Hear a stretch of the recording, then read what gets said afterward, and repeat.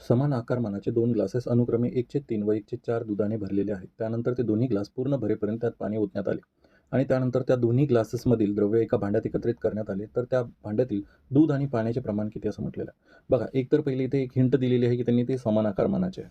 मग ग्लासेस कसे आहे, 1/3 त्याच्यामध्ये काय भरलेलं आहे, दूध भरलेलं आहे, दुधाने भरलेलं आहे. म्हणजेच दूध त्या याच्यामध्ये किती आहे, पहिल्या ग्लासमध्ये 1/3 आहे. म्हणजे जर ग्लास 1/3 आहे, ह्याचा अर्थ काय होतो, की ग्लास पूर्ण 3 लिटरचा असेल, तर त्यापैकी 1 लिटर दूध असेल आणि उरलेलं काय असेल, पाणी असेल. मग पाणी किती आहे, तुम्ही म्हणाल की ते 2 पाणी आहे आणि टोटल किती आहे, 3 लिटरचं ग्लास आहे. दुसऱ्या केसमध्ये 1/4 म्हटलेलं आहे. मग दूध वरचा अंश 1 लिटर असेल, तर उर्वरित पाणी असेल आणि टोटल ग्लास हा 4 लिटरचा असेल. टोटल ग्लास 4 लिटरचा. मग उर्वरित पाणी असेल 3 लिटरचं.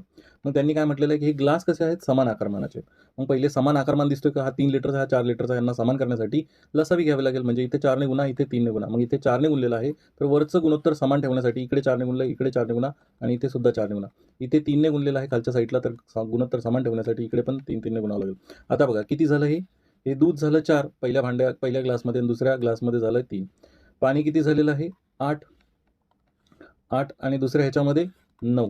मग टोटल दूध आणि पाणी ज्यावेळेस तुम्ही दोघंही समान केलेले आहेत 12-12 लिटर, तर आता जे दूध आहे ते एकूण 4 + 3 7 लिटर असेल आणि पाणी 8 + 9 17 लिटर असेल आणि तुम्हाला हेच विचारलेलं आहे. मग हे ओतू द्या, नका ओतू देऊ, ठीक आहे. ते ओतल्यानंतर एवढंच होणार आहे, 7 लिटर दूध आणि 17 लिटर पाणी.